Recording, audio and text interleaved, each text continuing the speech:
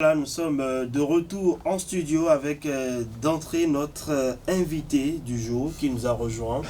Auguste Noubedieni, bonjour. Bonjour monsieur le journaliste. Merci d'accepter notre invitation. Vous êtes, c'est moi. voilà, vous êtes le président de l'association Défense des consommateurs du Septentrion.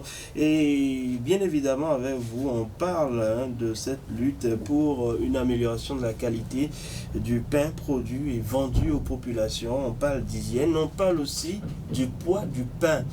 Alors, le DEDIC, le directeur départemental de l'industrie et du commerce du Borgo refuse arrêt et ses collaborateurs ont tapé du poing sur la table. C'était il y a quelques jours et ils ont rencontré les responsables de boulangerie.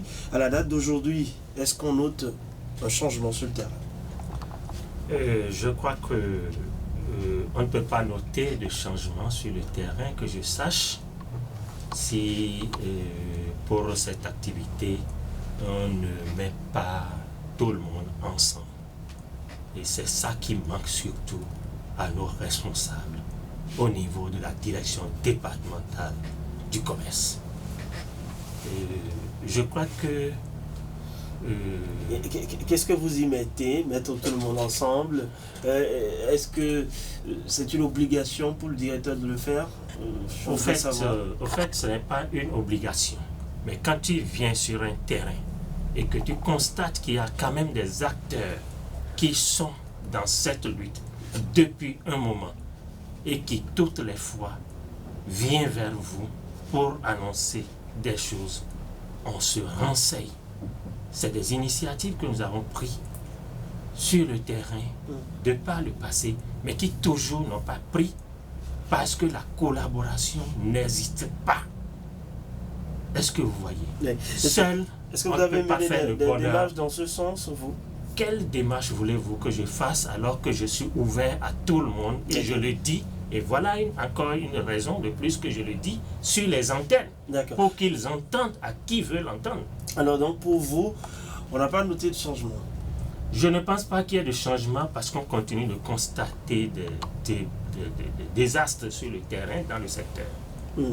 En sourdine, un acteur me disait la semaine dernière, quel changement pouvons-nous avoir si on ne touche pas à ce décret? Est-ce vrai?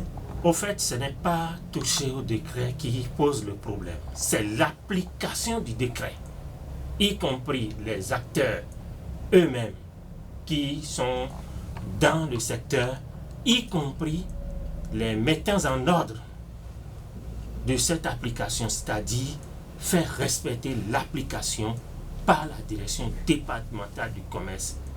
C'est ça le problème qui se pose.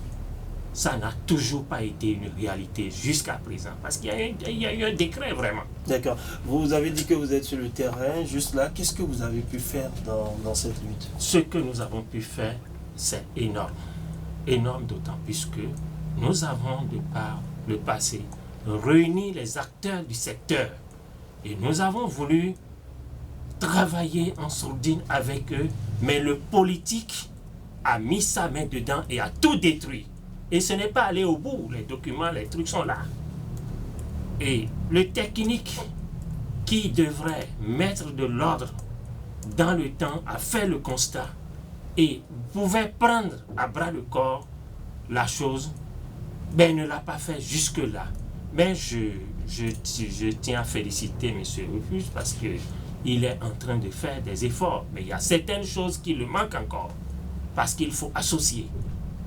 Il faut associer celui qui a la bonne volonté contre vents et marées pour accompagner la chose. Alors, à la date d'aujourd'hui, donc, les citoyens continuent pas à prendre du pain à un poids non conforme. Et également l'hygiène, ça pose problème. Vous, en tant que responsable d'association de défense des droits de consommateurs, qu'est-ce que cela vous fait? Ça me fait très mal que les consommateurs puissent ne pas consommer de la qualité et de la quantité. Vous vous sentez impuissant? Je ne suis pas impuissant, d'autant plus que je suis encore vivant et j'ai encore ma bouche pour parler. Mais parler suffira? Oui. Ben, parler, et ça suffira parce que non seulement parler, je mène des actions, je vais vers. Non, je voudrais dire sensibiliser aujourd'hui. Voilà. On a tellement sensibilisé, mais on a l'impression La que depuis des années, rien ne sensibilisation, bouge. c'est ça le problème. Et c'est ça que je venais de dire.